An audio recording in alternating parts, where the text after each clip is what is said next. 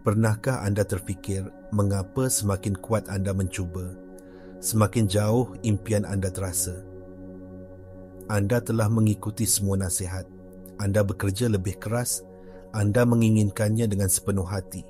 Tetapi realiti yang anda idamkan seolah-olah sentiasa berada di luar jangkauan. Anda mungkin merasa seperti sedang berlari di atas treadmill, berpeluh dan letih, tetapi tidak pernah sampai ke destinasi. Bagaimana jika saya katakan bahawa masalahnya bukan terletak pada kekurangan usaha anda tetapi pada usaha itu sendiri? Bagaimana jika kunci untuk mewujudkan realiti impian anda bukanlah dengan menambah lebih banyak daya, tetapi dengan mengurangkan derintangan dalaman? Ini adalah satu anjakan paradigma yang radikal, yang menentang semua yang telah diajar kepada kita tentang kerja keras dan perjuangan. Kita telah diajar untuk percaya bahawa ganjaran yang besar memerlukan pengorbanan yang besar. Namun, alam semesta pada tahap kuantumnya yang paling asas beroperasi berdasarkan prinsip yang berbeza sama sekali. Ia adalah prinsip aliran, resonans dan usaha yang minimum. Selama ini anda mungkin telah beroperasi di bawah kepercayaan yang salah bahawa anda perlu memaksa dunia luar untuk tunduk kepada kehendak anda. Anda berjuang, anda menolak, anda risau, dan dalam proses itu anda tanpa sedar mencipta gelombang tenaga yang bercelaru dan tidak selaras yang sebenarnya menolak apa yang anda inginkan. Hari ini kita akan membongkar satu kebenaran yang lebih mendalam. Satu prinsip yang saya panggil prinsip keringkasan. Prinsip ini menyatakan bahawa realiti anda tidak dibentuk oleh kekuatan keinginan atau jumlah tindakan anda, tetapi oleh kejelasan dan keselarasan getaran dalaman anda. Kuasa terbesar anda tidak terletak pada apa yang anda lakukan, tetapi pada keadaan kewujudan anda. Bersiaplah untuk mengubah segala yang anda fikir anda tahu tentang manifestasi. Kita akan meneroka bagaimana fizik, kuantum, neuroscience dan kebijaksanaan kuno semuanya menuju kepada satu kesimpulan yang menakjubkan. Untuk mendapatkan segalanya, anda mesti melepaskan perjuangan untuk mendapatkannya. Ini bukan tentang menjadi pasif. Ini tentang menjadi berkuasa dengan cara yang paling halus dan mendalam. Selamat datang ke prinsip keringkasan. Inti kepada prinsip ini adalah idea yang sangat mudah tetapi mendalam. Semakin sedikit rintangan dalam medan tenaga anda, semakin cepat realiti pilihan anda terbentuk. Cuba bayangkan anda sedang cuba menghantar mesej radio yang jelas kepada alam semesta. Jika isyarat anda penuh dengan gangguan, statik dan bunyi bising, bagaimana mungkin penerima boleh memahami mesej anda? Rintangan adalah statik dalaman itu. Ia adalah gabungan toksik antara keinginan yang kuat dengan keraguan yang melumpuhkan. Ia adalah harapan yang bercampur dengan ketakutan bahawa ia tidak akan menjadi kenyataan.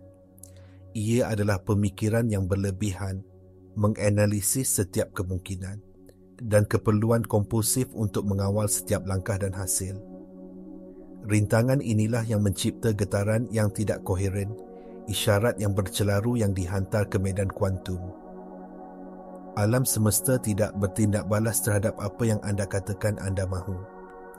Ia bertindak balas terhadap tenaga yang anda pancarkan.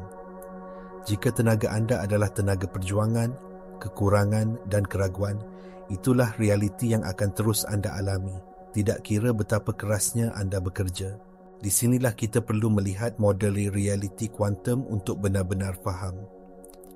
Ahli fizik terkemuka seperti David Bohm mengemukakan idea bahawa terdapat dua lapisan realiti. Explicate order ataupun susunan nyata yang kita lihat dan alami, dan implicate order atau susunan tersirat yang tidak kelihatan. Dalam medan tersirat ini, semua kemungkinan wujud serentak sebagai gelombang kebarangkalian. Kekayaan, kesihatan, cinta, kejayaan, versi diri anda yang paling hebat, semuanya sudah wujud sebagai satu potensi murni dalam medan ini. Anda tidak mencipta masa depan anda dari sifar. Sebaliknya, anda memilihnya. Anda menalak diri anda kepada frekuensi realiti yang anda inginkan.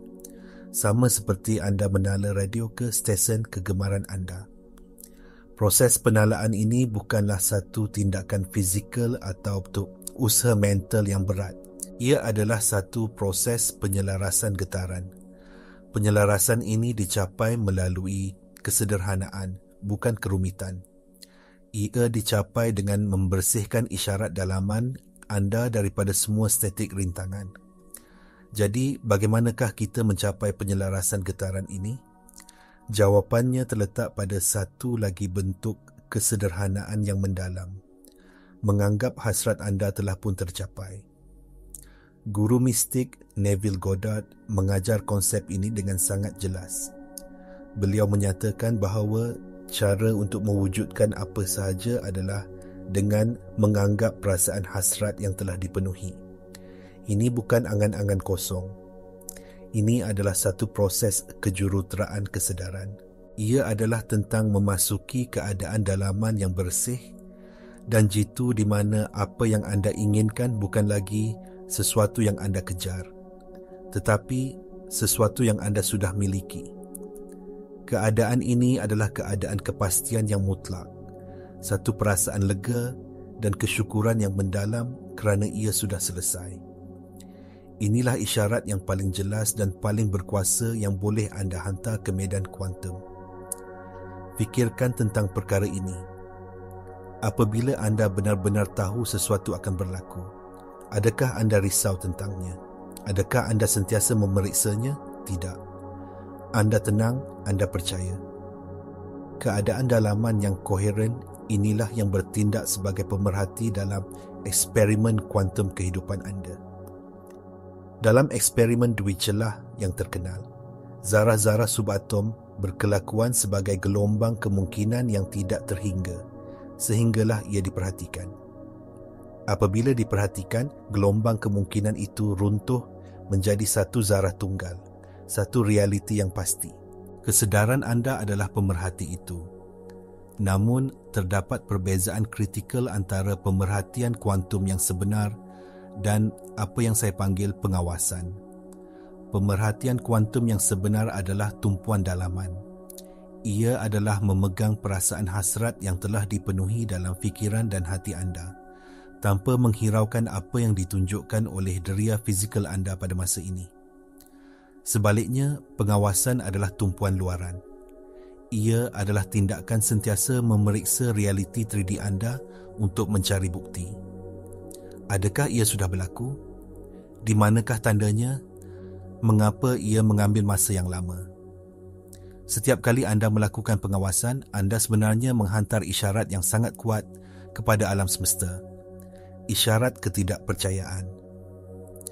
Anda memberitahu medan kuantum, saya tidak benar-benar percaya ia akan datang, jadi saya perlu terus memeriksa. Isyarat keraguan ini mencipta lebih banyak statik, melambatkan ataupun menghalang sepenuhnya proses manifestasi. Hambatan terbesar yang menghalang kita daripada mencapai keadaan kesederhanaan dan pemerhatian tulen ini ialah sesuatu yang saya panggil gelung usaha. Gelung ini adalah satu kitaran bawah sedar yang berpunca daripada satu kepercayaan teras yang sangat merosakkan. Saya tidak layak menerimanya dengan mudah. Kepercayaan ini mungkin ditanam sejak kecil melalui pengalaman di mana kita diajar bahawa kita perlu mendapatkan cinta, persetujuan atau ganjaran melalui kerja keras dan pengorbanan. Akibatnya, minda bawah sedar kita yang mengawal 95% tingkah laku kita menyamakan penerimaan dengan perjuangan. Apabila kita menetapkan niat untuk sesuatu yang besar dan indah, seperti kelimpahan kewangan atau hubungan yang memuaskan, penggera dalaman ini berbunyi. Minda bawah sedar berkata, tunggu sekejap, ini terlalu bagus untuk menjadi kenyataan. Anda tidak boleh mendapatkannya begitu sahaja. Anda perlu menderita untuknya. Anda perlu membuktikan anda layak. Dan dari situ, gelung usaha bermula. Anda mula bekerja lebih masa, anda memaksa diri untuk membuat rangkaian, anda membaca berpuluh-puluh buku, anda melakukan 1001 ritual. Semuanya didorong oleh ketakutan dan perasaan tidak cukup baik. Anda fikir anda sedang proaktif, tetapi sebenarnya anda sedang menghantar isyarat yang sangat bercelaru. Medan tenaga anda menjerit, "Saya mahukan ini, tetapi saya tidak percaya saya boleh memilikinya. Jadi, saya akan cuba sedaya upaya untuk mendapatkannya." Medan kuantum yang hanya memantulkan getaran anda keliru. Ia tidak dapat mentafsir isyarat yang tidak koheren ini. Hasilnya, anda kekal terperangkap. Anda melihat sedikit kemajuan diikuti dengan kemunduran. Anda merasa dekat, kemudian ia menjauh. Ini bukan kerana alam semesta menghukum anda. Ia hanya kerana ia tidak dapat memadankan isyarat yang jelas daripada anda. Untuk keluar dari gelung ini, anda mesti membuat keputusan yang sedar untuk mengubah identiti anda. Anda perlu beralih daripada menjadi seseorang yang sedang mencuba untuk mewujudkan kepada seseorang yang sudah memiliki. Ini bukan tentang penipuan diri. Ini tentang penyelarasan kuantum. Anda memilih versi diri anda dari medan kemungkinan yang tidak terhingga, di mana impian anda adalah realiti semasa anda, dan anda mula berfikir, merasa dan bertindak dari tempat itu sekarang. Sekarang kita faham bahawa perjuangan mencipta isyarat yang tidak koheren, mari kita terokai lawannya, kuasa koherensi.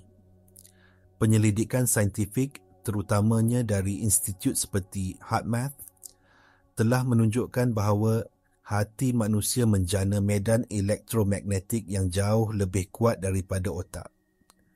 Apabila hati dan otak anda berada dalam keadaan koheren, iaitu apabila emosi anda seperti kesyukuran, kasih sayang dan kegembiraan selaras dengan fikiran anda mencipta medan elektromagnetik yang sangat teratur dan berkuasa. Medan ini bukan sekadar sesuatu yang berlaku di dalam badan anda. Ia memancar keluar dari anda dan berinteraksi dengan medan kuantum di sekeliling anda. Keadaan dalaman yang ringkas dan koheren ini adalah penguat niat yang paling hebat. Fikirkan ia seperti penuding laser berbanding mentol lampu yang berselerak. Usaha yang berakar umbi daripada rintangan dan ketakutan adalah seperti mentol lampu. Tenaganya tersebar ke semua arah, lemah dan tidak fokus. Sebaliknya, keadaan kewujudan yang tenang, penuh kepercayaan dan berterima kasih adalah seperti laser. Semua tenaganya tertumpu pada satu titik menjadikannya sangat kuat dan berkesan. Inilah sebabnya mengapa seseorang yang bermeditasi dengan tenang selama 20 minit merasai perasaan kekayaan boleh mencapai lebih banyak daripada seseorang yang bekerja 18 jam sehari dengan perasaan terdesak dan kekurangan. Orang pertama menghantar isyarat laser yang jelas dan koheren. Orang kedua menghantar isyarat mentol lampu yang statik dan bercelaru. Sains epigenetik juga menyokong idea ini. Dr. Bruce Lipton dalam kerjanya yang cemerlang telah menunjukkan bahawa persepsi dan kepercayaan kita yang mengawal gen kita, bukan sebaliknya. Persekitaran sel kita ditentukan oleh isyarat kimia yang dijana oleh emosi dan fikiran kita. Apabila anda berada dalam keadaan rintangan, ketakutan dan tekanan, anda membanjiri badan anda dengan hormon stres seperti kortisol. Ini mencipta persekitaran dalaman yang tidak sihat, yang bukan sahaja menjejaskan kesihatan fizikal anda, tetapi juga mengekalkan anda dalam getaran survival atau kelangsungan hidup. Dalam mod kelangsungan hidup, tenaga anda tertumpu pada masa lalu dan kebimbangan tentang masa depan. Anda tidak boleh mencipta realiti baru dari tempat ini. Walau bagaimanapun, apabila anda dengan sengaja memupuk keadaan koheren, keadaan kesederhanaan dalaman, anda mengubah kimia badan anda. Anda mengaktifkan gen untuk pertumbuhan dan pembaikan. anda menaikkan frekuensi getaran anda. Dari keadaan kewujudan yang tinggi ini, anda menjadi padanan getaran untuk kemungkinan yang lebih tinggi dalam medan kuantum. Anda tidak lagi mengejar realiti, anda menariknya melalui resonance. Resonance dalam mekanik kuantum adalah fenomena di mana satu sistem bergetar boleh memacu sistem lain untuk bergetar pada frekuensi yang lebih besar. Apabila anda memegang getaran yang jelas dan koheren, anda menjadi garpu tala yang kuat, menyebabkan medan kuantum di sekeliling anda beresonans dengan frekuensi anda dan menyusun semula dirinya untuk memadankan muzik dalaman anda. Kuasa anda bukan pada perjuangan, tetapi pada lagu yang anda nyanyikan dengan seluruh kewujudan anda. Maka persoalan praktikalnya ialah bagaimana kita mengintegrasikan prinsip keringkasan ini ke dalam kehidupan seharian kita yang sibuk dan seringkali mencabar. Langkah pertama adalah dengan menjadi pemerhati yang sedar terhadap keadaan dalaman anda. Mulakan dengan memperhatikan dan melabelkan gelung usaha apabila ia muncul. Apabila anda mendapati diri anda bekerja terlalu keras, terlalu banyak berfikir atau merasa cemas tentang hasil, berhenti sejenak. Tarik nafas dalam-dalam dan katakan pada diri sendiri, ini dia gelung usaha. Saya sedang beroperasi dari ketakutan dan ketidaklayakan. Dengan hanya menamakannya, anda mencipta sedikit ruang antara diri anda dan corak bawah sedar itu. Anda beralih daripada menjadi peserta yang tidak sedar kepada pemerhati yang sedar. Langkah kedua adalah dengan sengaja memilih tindakan yang datang dari tempat kejelasan dan inspirasi, bukan dari tempat ketakutan dan kewajipan. Tanya diri anda sebelum melakukan sesuatu tugas. Adakah saya melakukan ini kerana ia terasa ringan, meluas dan selaras? Atau adakah saya melakukannya kerana saya takut apa yang akan berlaku jika saya tidak melakukannya? Tindakan yang diilhamkan terasa mudah. Ia mengalir. Anda mungkin kehilangan jejak masa semasa melakukannya. Tindakan yang didorong oleh ketakutan terasa berat, mengecut dan meletihkan. Belajarlah untuk membezakan kedua-duanya dan secara beransur-ansur pilih lebih banyak tindakan yang diilhamkan. Ini tidak bermakna anda tidak akan melakukan perkara yang sukar, tetapi niat di sebaliknya akan berbeza sepenuhnya. Anda akan bertindak bukan untuk membuat sesuatu berlaku, tetapi sebagai ekspresi semula jadi dari versi diri anda yang sudah memiliki apa yang anda inginkan. Sebagai contoh, seseorang yang sudah berjaya dari segi kewangan tidak bekerja dari ketakutan. Mereka bekerja dari semangat, kreativiti dan perkhidmatan. Amalkan perbezaan ini. Dengan melakukan ini, anda mula melatih semula minda bawah sedar anda. Anda menunjukkan kepadanya bahawa adalah selamat untuk menerima dengan mudah, bahawa kelimpahan dan kegembiraan adalah keadaan semula jadi anda.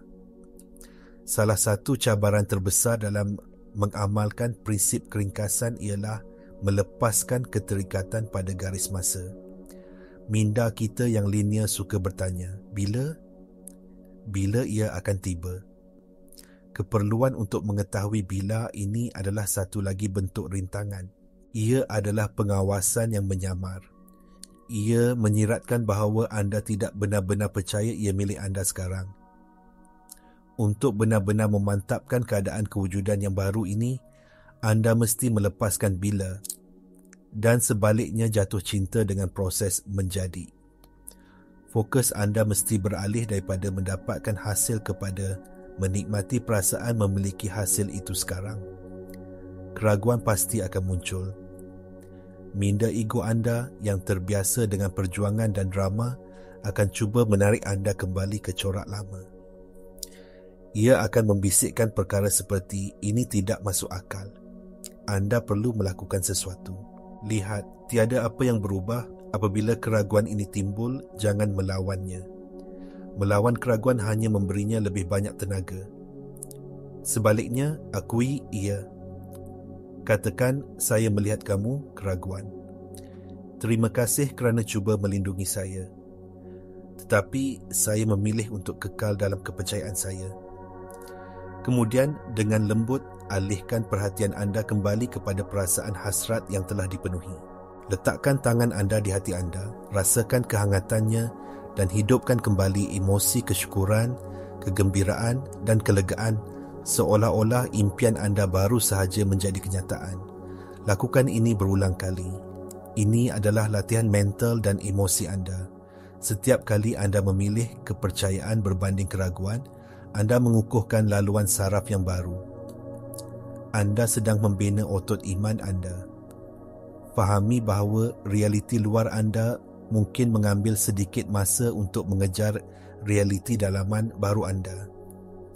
Terdapat apa yang dipanggil kesan jeda ataupun buffer time. Jangan biarkan ini melemahkan semangat anda. Kesabaran bukan tentang menunggu secara pasif. Ia adalah tentang mengekalkan keadaan dalaman anda yang selaras dengan penuh keyakinan, tidak kira apa yang berlaku di luar. Teruskan mempraktikkan kesederhanaan. Apabila hidup terasa rumit, tanya diri anda, apakah pemikiran atau perasaan paling mudah yang akan membawa saya kembali kepada koherensi? Selalunya, ia adalah sesuatu yang asas seperti kesyukuran untuk nafas anda atau penghargaan terhadap keindahan di sekeliling anda.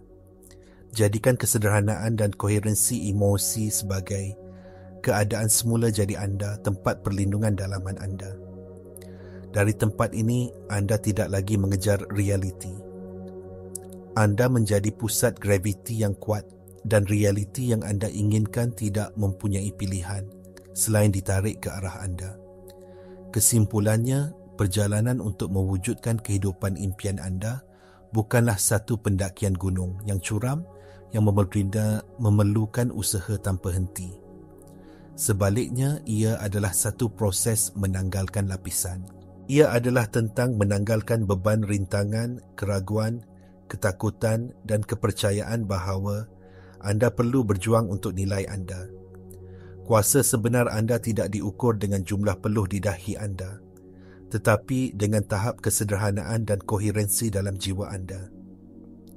Prinsip keringkasan menjemput anda untuk beralih daripada menjadi seorang arkitek yang berhempas, pulas membina realiti bata demi bata, kepada menjadi seorang konduktor muzik yang mahir, yang dengan satu gerakan mudah dan niat yang jelas menyelaraskan seluruh orkestra alam semesta untuk memainkan simfoni yang indah. Ingatlah hujah-hujah utama kita. Realiti terbentuk dengan lebih cepat apabila rintangan dalaman dikurangkan. Anda tidak mencipta tetapi memilih realiti dari medan kuantum kemungkinan melalui getaran anda. Penyelarasan dicapai melalui kesederhanaan, dengan menganggap perasaan hasrat yang telah dipenuhi, bukan melalui usaha yang rumit. Fokus pada perasaan dalaman hasil anda, bukan mengawasi bukti luaran. Kenal pasti dan keluar dari gelung usaha yang didorong oleh perasaan tidak layak. Dan akhirnya, pupuk koherensi hati otak. Kerana medan elektromagnetik yang teratur inilah yang menghantar isyarat paling kuat kepada alam semesta. Mesej terasnya jelas. Keadaan kewujudan anda adalah segalanya. Realiti tidak diperoleh melalui perjuangan, tetapi dibenarkan masuk melalui penyelarasan getaran. Panggilan saya kepada anda hari ini adalah ini. Buat satu keputusan yang komited untuk menjadikan kesederhanaan sebagai amalan utama anda. Berhenti mencuba begitu keras. Sebaliknya, fokus untuk membersihkan ruang dalaman anda. Lepaskan keperluan untuk mengawal. Lepaskan keterikatan pada bagaimana dan bila. Letakkan perjuangan anda. Dan di dalam keheningan yang menyusul, di dalam kesederhanaan kewujudan anda, perhatikan bagaimana alam semesta bergegas untuk bertemu dengan anda. Mulai hari ini, jangan tanya diri anda, apa lagi yang perlu saya lakukan? Sebaliknya, tanya, Apakah rintangan yang boleh saya lepaskan? Apakah kesederhanaan yang boleh saya rangkul? Siapakah saya jika saya sudah memiliki segalanya yang saya inginkan? Hiduplah dari jawapan itu. Itulah kunci yang akan membuka setiap pintu.